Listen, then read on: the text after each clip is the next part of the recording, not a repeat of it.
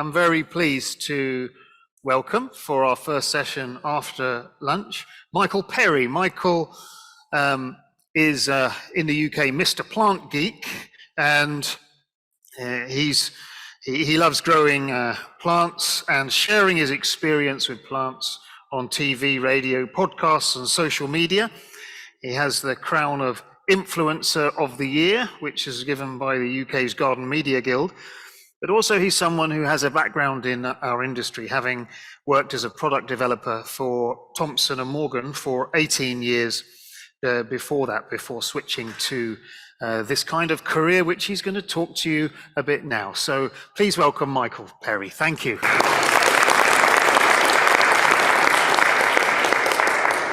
Hello, how's it going?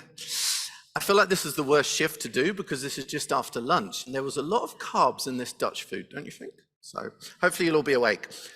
It's been really interesting to kind of sit through the other presentations today, and there were certainly some that overlap with what I'm about to say. So I'm going to kind of add a few kind of little notes to kind of what I've been hearing today and kind of add that as a little preface to what I'm going to talk about. So I'm going to talk about my experience with social media and kind of being an influencer, as it were, but I think I'm a little bit different as an influencer because I've been quite connected to the industry over the years as well. And I use social media for two distinctly different reasons. So first of all, I use it to sell to the consumer, which is at the end of the day what we all want to do. But I use it as kind of myself as the brand, and indeed that's why I started up the Mr Plant Geek moniker a few years ago, made sure that it's the same on every platform, same on the website as well. But I also use social media to kind of advertise myself as a shop window, to get extra work, to get different opportunities. So for example, today I'll be merrily shouting about being at the AIPH because that means it might lead to other opportunities as well. So it kind of works in two ways for me as that platform to help people out there, but also to advertise myself for extra work as a visual CV. So if you're looking at it as an individual, bear that in mind today. What is different about me? Well, I would say a lot of the influencers that we hear from and a lot that have become big, there's lots of talk about, tend to be houseplant influencers. Now, I've worked through the years with bedding plants, patio plants, hanging basket plants.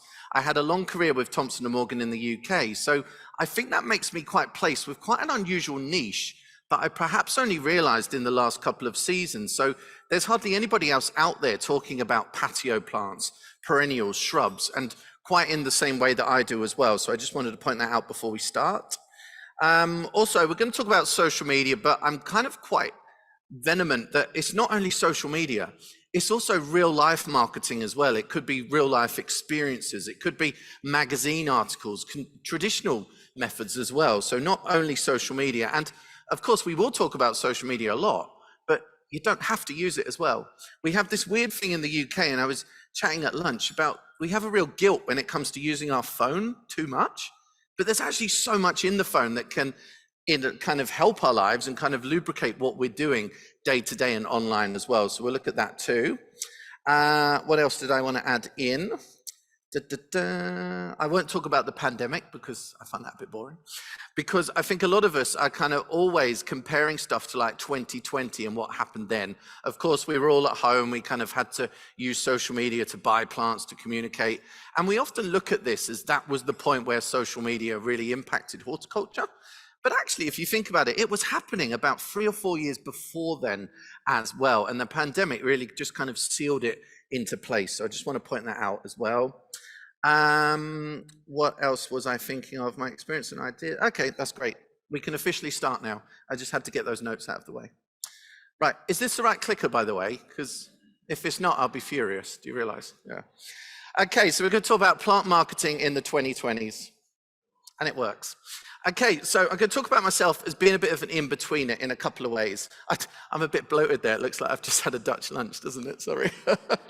So I'm kind of a bit of an in-betweener kind of with the industry, because I'll tell you a bit about my career. So I was at school. I was obviously gardening with my grandparents. I started to grow plants. I had my own herb nursery when I was 12 years old. I loved plants, but I also loved having money in my pocket as well. So that kind of gave me that real entrepreneurial spirit from quite a young age. So I went to college, which was a really, really general course in National Diploma in Horticulture.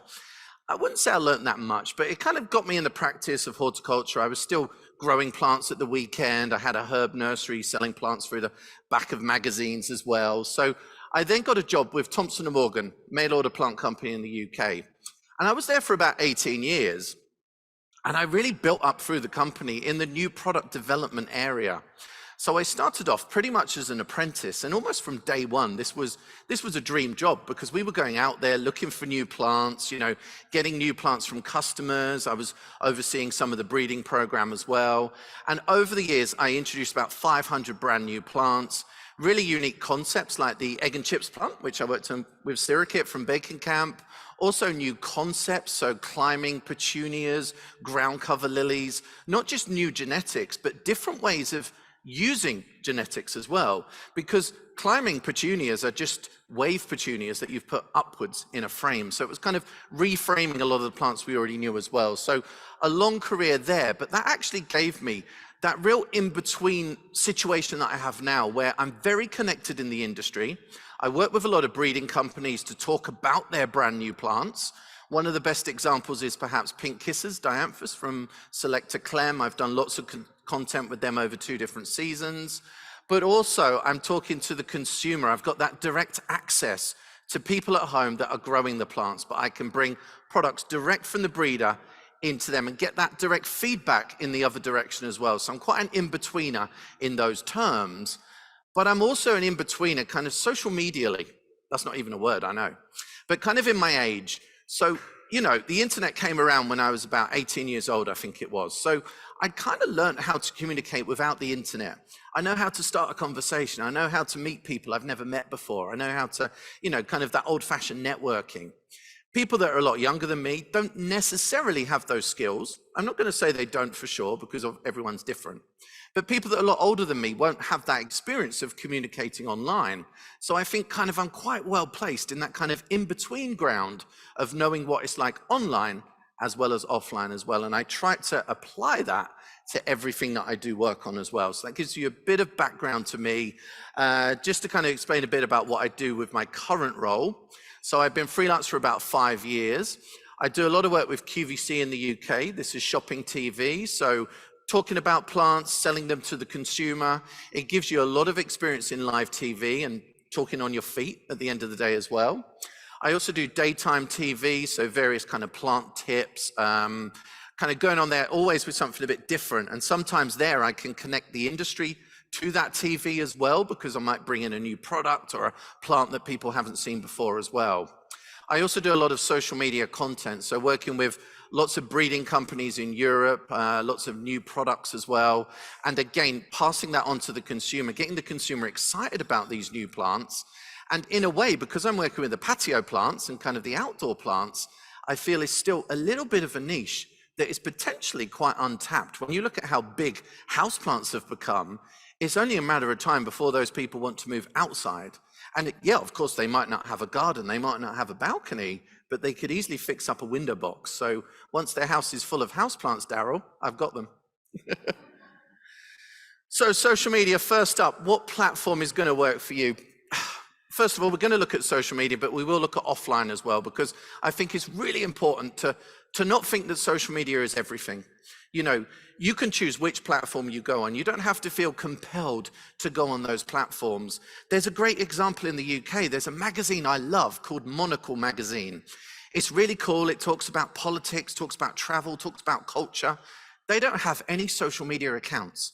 It's really irritating because I really want to follow them somewhere, but they don't have it, because they're just keeping themselves to that printed material. And that is a great example that you only go down the channel and the platform that you feel is right for you, and don't do it because you feel forced to. Get to know each platform, make each one of those distinctive as well, whichever one you choose to use. And we'll go through those one by one at the moment. But most importantly, don't overthink it too much. Kind of don't panic when it comes to this type of marketing. So first of all, you're going to talk about who is posting. Now, this has been covered a little bit in the presentations today. Your first choice is obviously the company as a voice. This is a very corporate way to talk to your followers. So this is great if you've got like a corporate video, something that looks really sleek and polished. It's almost more of an announcement though. You're going to put it out there. You're not going to get much kind of feedback. People might be a little bit kind of alienated by it because ultimately you want a member of the company, kind of a face for the company, because people buy from people. People trust people, not necessarily big corporate companies. So maybe we had an example earlier from Justin. Maybe you've got a particularly kind of somebody in the company who likes being in front of the camera, someone who's got real great knowledge. Actually, I interrupt myself because you don't have to be good in front of the camera, because actually the more polished you are, the more of a turnoff it can be for the follower as well. So kind of bear that in mind as well. Look at me contradicting myself already. So also it could be as an individual. Now that could be someone known to the company, or it could be an influencer that you work with. And hearing about that relationship between Justin and Daryl was really superb, because once you've got an influencer you know and you can trust, they're almost like the kind of, what do you call it? Like the speaker for your company, because people trust them, they know them, and it doesn't matter if a big corporate company is behind them as well. It could also be collaborations as well. So it could be you're linking up with another company. It could be that you're using that as a way to go forward. So there's 6 ways that I see that you can use social media to talk about your plant, your product, your company. That is to inspire, to inform, to announce, to sell, engage, and excite. I should have made that so it spells out a really cool word, but at the moment it's just like IAS. Doesn't sound cool.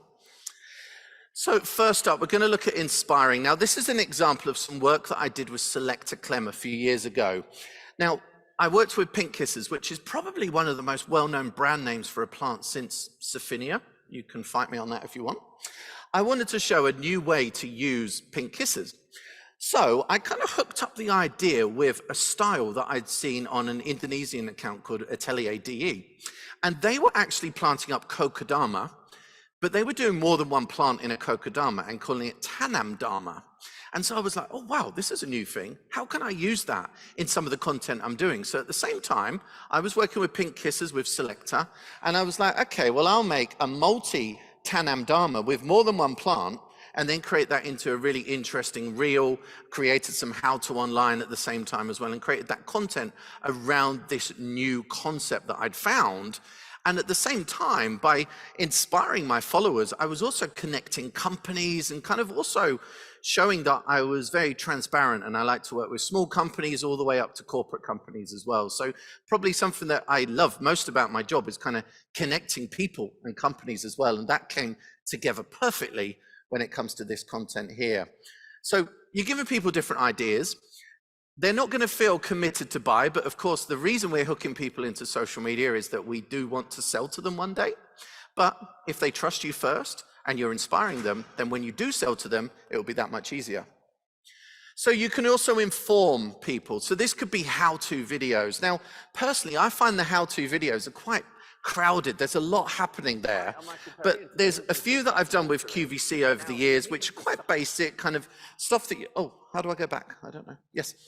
So kind of looking at stuff because people really do need to know the basics. But for many years, I felt, well, people already can go on YouTube and find like 50 videos or so telling them the same thing. But actually, somebody said to me, but they trust you and they want you to show them how to do the thing that they want to do. So be prepared to embrace how to, especially if you're doing something that is distinctly different as well. And that means that you could become essential to someone who is starting their gardening journey or is a little bit confused about this or that. And this could be great for Instagram, for example, but also any other platform, YouTube as well, or also website. I'm going to talk about website after we talk about social media, and that is an area that I've never overlooked, and it really reaps benefits.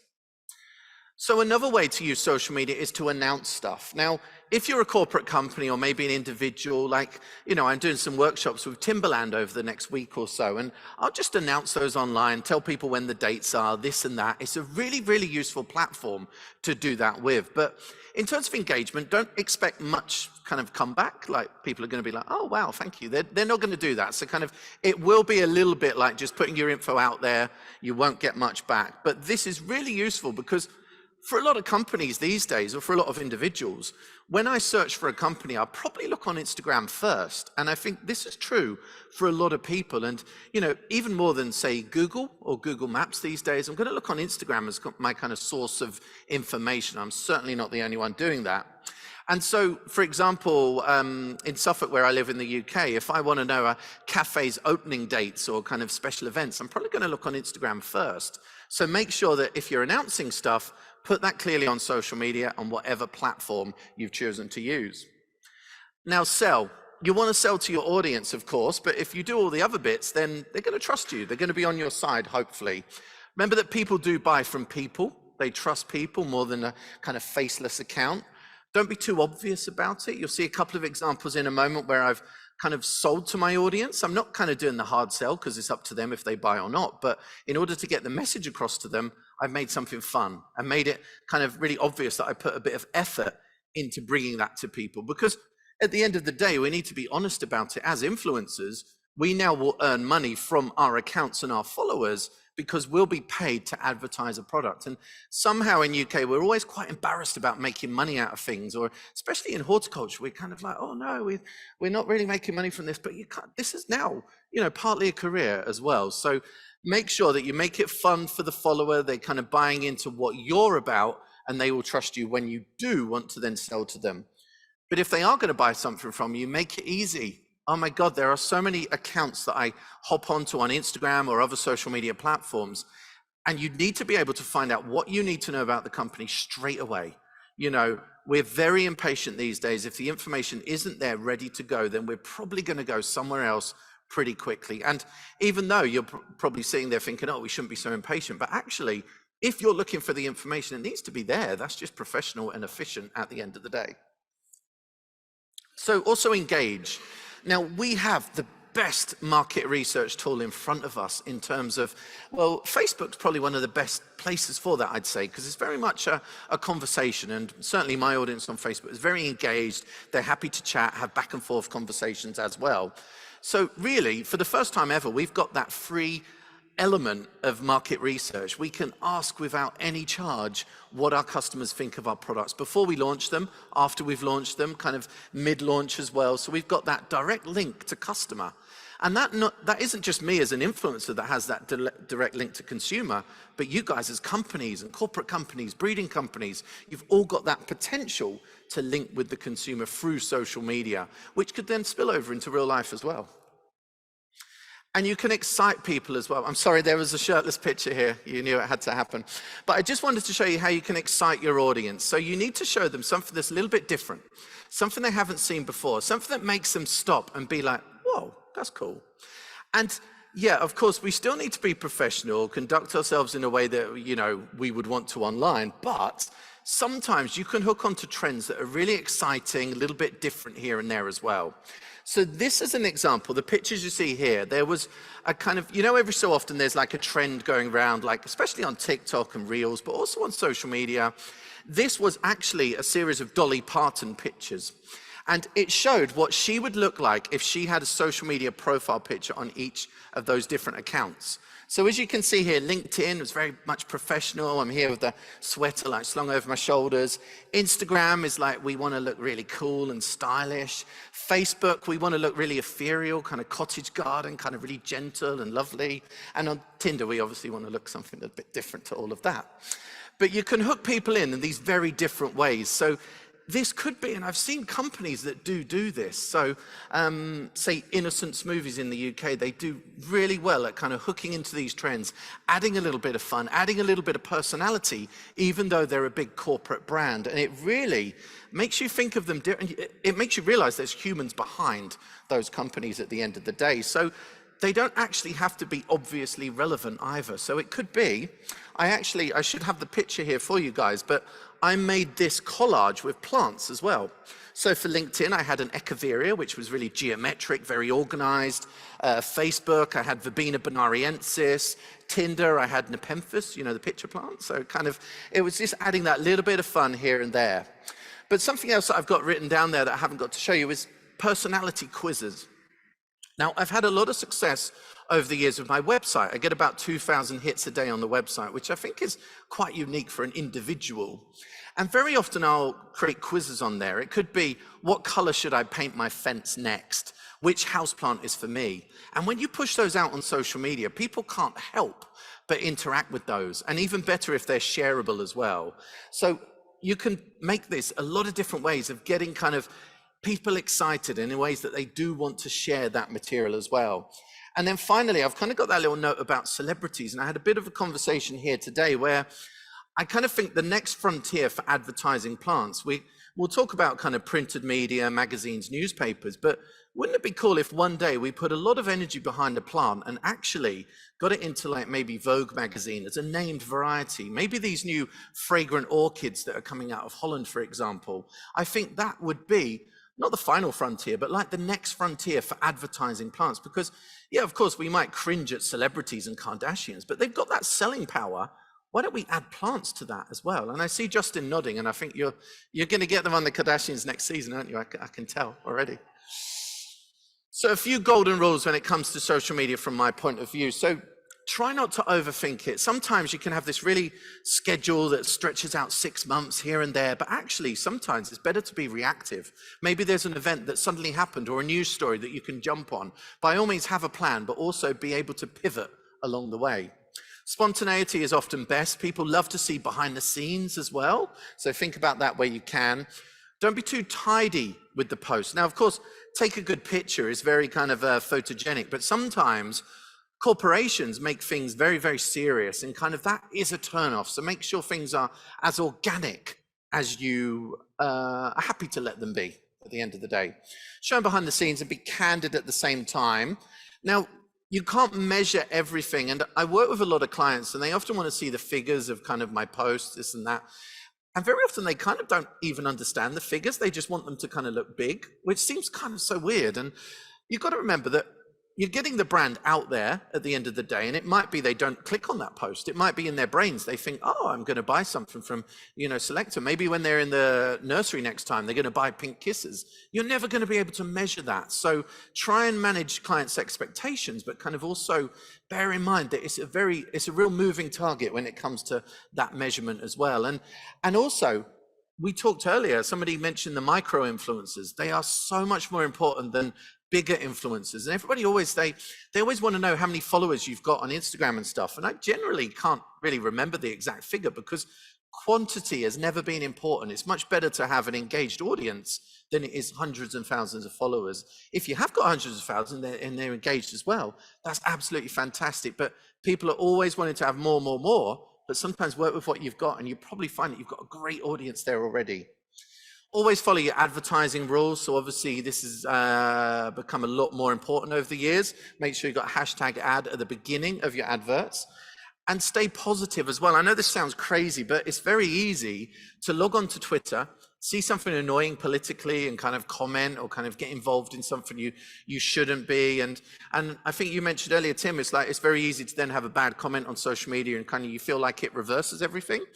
But it kind of doesn't, because that is kind of just like a little blip, and people forget things really quickly on social media as well. So don't worry too much and don't get involved in kind of like any altercation or argument. If someone says something negative on your account or something negative about your product, then it's better usually to just take that online or just reply really efficiently, but just quite neutrally, not something that kind of keeps that conversation going. So I think sometimes like arguing online is a bit like farting in a cupboard, because it creates a smell, but nobody really like benefits from that, or, not like you'd ever benefit from a fart anyway, but you know what I mean. So Instagram, first of all. Now this is kind of the one that everyone seems to gravitate to. It may or may not be for you, but this is basically every demographic is kind of hooking into Instagram. Recently it's changed very much from images to video.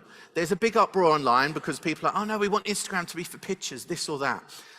I wouldn't waste too much energy worrying about that, because platforms change from time to time. If you think, we used to think Facebook was like, you know, the only place about 8 years ago, and now Instagram is big. So it's always changing. Just try and move with the landscape, and don't feel compelled to move with the landscape either if it doesn't feel right to you.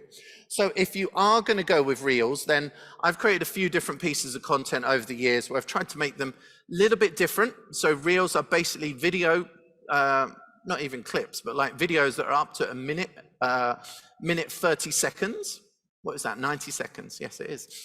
So these are basically very short videos. It's kind of like really copying what TikTok was doing over the last few times. So I actually did a little advert for Sproutle, which is a brand new startup company in the UK selling different packs of plants ready to your door. And they did a pack of herbs. So I kind of thought, well, I'll dress as the herbs, which seemed really obvious to me. So I did this, and I set it against this Ready Player One music as well. And so this is kind of a fun way to advertise to your followers. It's kind of almost a cheeky way of selling to your followers as well, because kind of you're bringing them along with your fun, but you're giving them the fun, but you're giving them the ad afterwards. So I don't mind if they've clicked off by this stage, because they kind of bought into it, and they love me for doing these slightly different things. And you'll see that where I am selling to people, I'm using myself as that kind of like kind of brand as well at the same time. So yeah, do something fun, do something funny if that is for you. So dressing as herbs seemed pretty obvious. TikTok is similar to your Instagram Reels. Now this is where you can obviously do something that is really interesting, different video. So bear in mind with this and Instagram, you've got so many little niches that you can go into. So I'm launching a book in the next week or so. And so I look on the hashtag book talk, because then you see lots of different ways that people advertise their books. So really, the possibilities are endless. And sometimes you have to kind of turn on your head what you think you know about these platforms. You would think that TikTok is all dancing, but it's not at all. There's a lot of great educational stuff on there, lots of great how-to as well. And there's even, oh, we haven't got the sound, but there is a video there where I'm laughing at myself when I presented Monge 2 on TV, and I was pronounced it as Man Get Out. So, you know, you've got to do these cool things to just kind of be in front of people to kind of come along with you on the journey. Now, Facebook, who is there? It tends to be these days the slightly older demographic, kind of 55 to 65 female, but they're very engaged and they're very comfortable on that platform as well. So I find, so I found on Facebook, because my QVC viewers tend to be that same demographic, they actually really appreciated when I set up a Facebook group that was exclusively for them. It wasn't necessarily to chat about QVC, but because that's everything they were interested in, that is what it became. And they actually became the very best ambassadors for the company at QVC, because they're already interested in that theme. They're all in there. They're kind of all in the same situation. They're kind of swapping notes. They're almost like, I know it sounds crazy, but they're almost like self-soothing at the same time, because if somebody had a bad experience, somebody else was ready in there to say, well, actually, if you call QVC, they've got a great guarantee. They'll help you with this, help you with that. So it really kind of started to like run itself. And it was probably one of the best things I've ever done on Facebook as well. Now, Twitter, I know this seems a bit like the Wild West. It is still really useful for getting your message the furthest and the quickest as well. So it's a very varied platform. You can use it to point to other content as well, because remember on Instagram, for example, it's very difficult to put in a link to somewhere else. Of course, you'll put it in your profile, in your bio, but you've got to make sure that people can go quickly to where you want them to go to as well. So Twitter, you've got the link there, they can go straight to it. Facebook, in comparison, the algorithm doesn't like you putting links in there as well. So bear in mind, Twitter, probably very useful, but don't get into any of those arguments. Now, LinkedIn has really developed nicely in the last 3 or 4 years, hasn't it? And it's become that really great platform where I think since it had this real kind of shareable features and kind of really became like, almost like Facebook for business in a way, and it's really become very useful. Again, I conduct myself as a kind of visual CV. People book me for work based on what they see me do on those different platforms. I just want to say though, conversely, LinkedIn is obviously great for business. And if you post anything that's kind of outside of business and it kind of looks a bit kind of odd and it doesn't really fit, but equally, don't be ashamed to post business stuff to Facebook, Instagram, and Twitter, because Even though we're business people, we still lie on the sofa on a Friday evening just scrolling through social media platforms. So don't forget that business people are everywhere, you know? And YouTube, I know YouTube was covered quite a lot by the previous kind of presenters, but I would say for me, YouTube is a much lower priority because the type of content I create is a bit more kind of quickly produced, kind of for quick digesting. So for me, YouTube is not that priority area. But bear in mind, these are great for how-to, the kind of real slower content, keywords can really help you build up there as well if you've got a real specialist area too. But a little note on kind of beyond social media, because we talk about social media a lot, but there are other platforms too. So podcasts. I've got a podcast with my colleague Ella Merriam. We're actually on the 8th series now. We've had a different sponsor every series as well. So we haven't done that because we couldn't get a sponsor, but we've done it because we wanted to show that breadth of companies that are available in horticulture as well. And I don't believe in kind of working with just one company for life. I think it's great to kind of spread that and really show how versatile we are in the horticultural world. So on our podcast, we talk about plants from every different angle. So plants that you grow, plants that you admire, plants that you wear, plants that you drink, plants that you eat. But it could be, if you're looking to promote yourself, your plant, your company, that you could make a podcast. There are so many great podcasts out there that have excellent niches. And kind of when something is really special to you, that really is your niche. And if you can expand that out, then people will want to listen to that as well. But what I would say is, if you are going to start a podcast, really commit to it, because I see so many interesting podcasts that I look in Apple Podcasts and there's just 2 episodes. And it's really frustrating because it looked like a really interesting subject, but someone started it, they got bored, they got distracted. If you are going to start on any of these marketing things I'm telling you, really try and commit to them, because it's kind of frustrating for the audience when they see that you've abandoned something after a couple of months, because you abandon the platform, you probably go abandon them if they're a customer, you never know. You could also guest on a podcast, so it could be that you're going to be interviewed. I've got this book coming out next week and various people are interviewing me on their podcasts. This is a great way to get free advertising, or even if you're going to pay to be on a podcast. It's really, really a very important place to advertise these days. Or it could be that you choose to sponsor a podcast as well. And that is, again, nothing to be ashamed at. A lot of people do sponsor podcasts, and I don't think it's a turnoff for the listener either, because the listeners become very used to hearing that sponsors are on podcasts. Now, websites, I get more than 2,000 people on my website a day because I actually got in there quite quickly with writing about a lot of new plants out there. So I've been working with Planttip, the tree and shrub and perennial kind of licensing company, for a few years. And I really made sure that I wrote articles about Senecio angel wings, a new Cercis that won at Chelsea. And that SEO has really done me a good service, because I get probably, a few hundred people per day looking up Senecio angel wings, and then I'm then directing them onto somewhere else to buy the product. So it's great for my website, because then I've got that great captive audience. So the SEO is really helping that as well. And once people are there, I really wanted it to be like the BuzzFeed of the horticultural world. So if you can have a look on mrplantgeek.com, hopefully you'll find something that is a range of articles that are written in a different, more refreshing way. So perhaps it's, 5 plants to, I don't know. Well, just last week, we're writing about the new Dulux color of the year, which is beige. So people are like, oh, beige, that's such a boring color. So I was like, okay, well, I'm going to write about it. Let's look at 10 flowers that are the color beige. So these are things that you can imagine people sharing across social media, because it's fun, it's interesting. Can you believe this?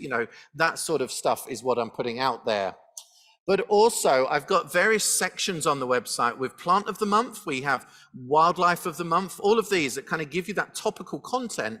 But I've also got more static areas, more evergreen content with plant guides. So plants for windy areas, plants for sandy soils, plants that kids can kick a football at, for example. The way that a consumer might be thinking as well.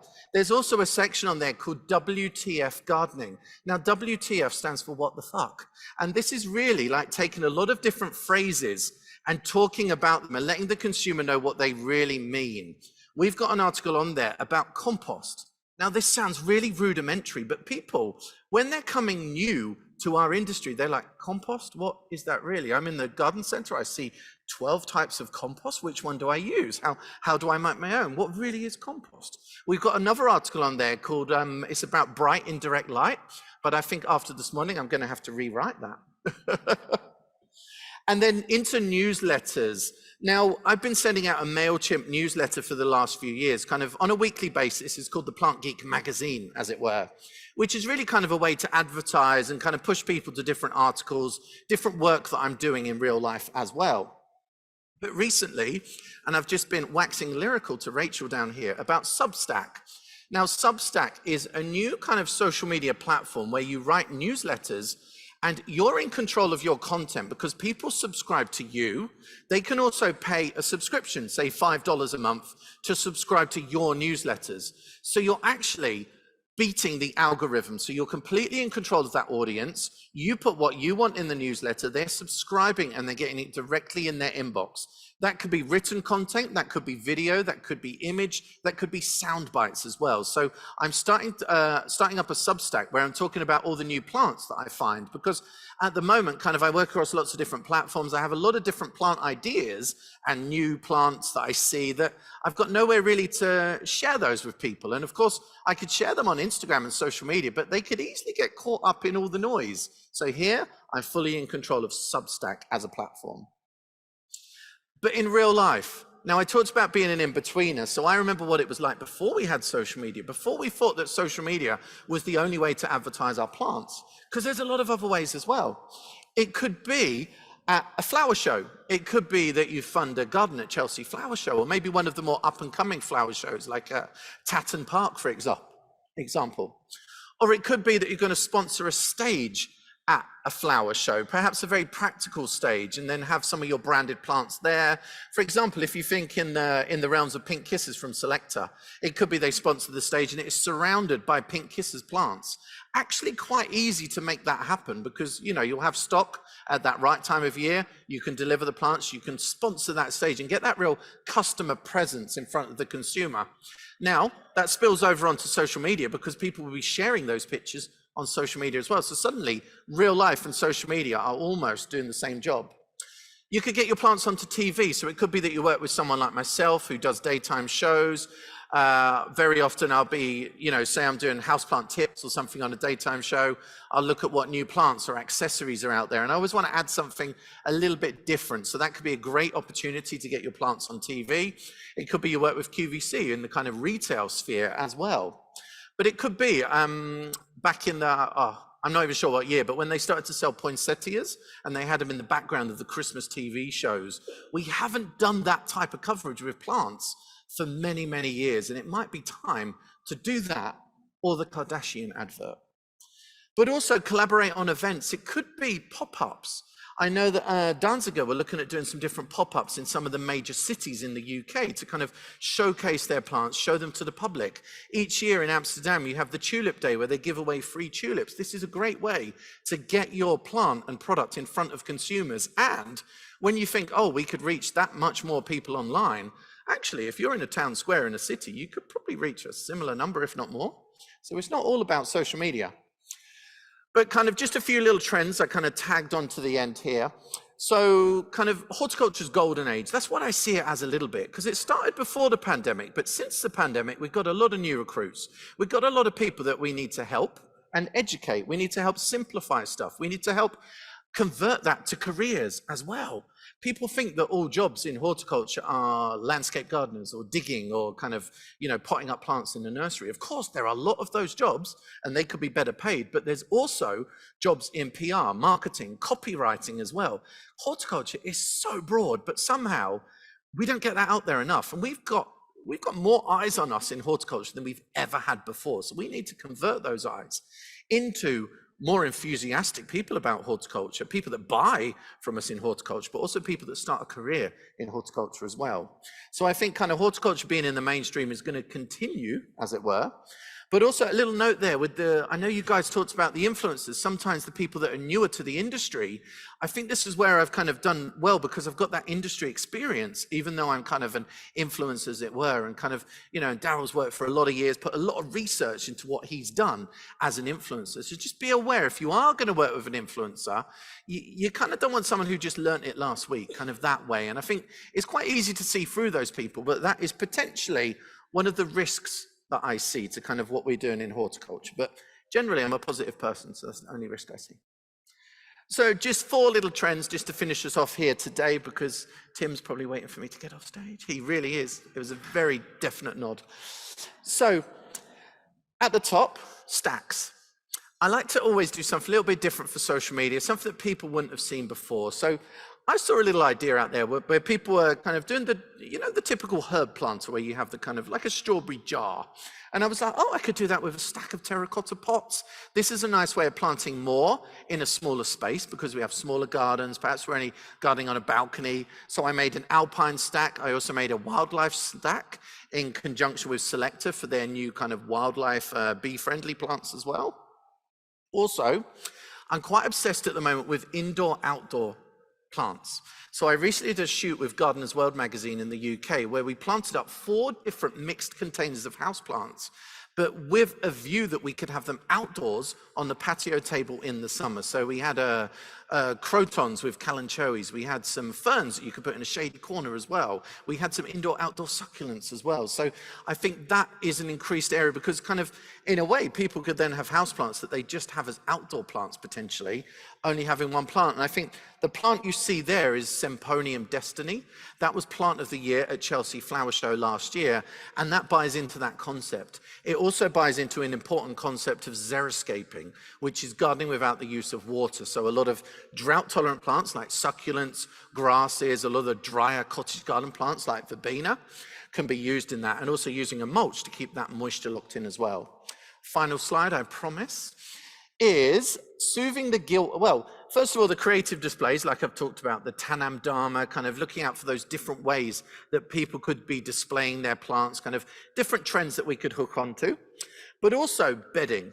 Now, I kind of get a bit worried sometimes with the sustainability of bedding, and I know that we can make it in very sustainable ways, but the consumer, once they get a bee in their bonnet, they might be like, oh, growing marigolds isn't the best. We need to grow kind of perennial plants, this or that.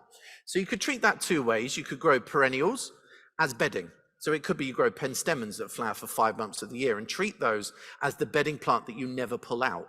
Or it could be that you combine those typical kind of annuals that people know and love with perennial plants. So you've then got only one plant that you take out of the pot at the end of the season. So I'm kind of, with my kind of brain looking ahead, I just worry that at some point we're going to have to soothe that guilt of growing bedding plants and plants that have got that shorter lifespan a little bit. So that is one of the ways that I'm looking to get ahead with that. So that is just a little kind of snapshot of how I work with social media, kind of online, but also offline as well, and a little bit of insight to how I see kind of tiny little changes in the industry. So I hope you've enjoyed it. Any questions, do let me know.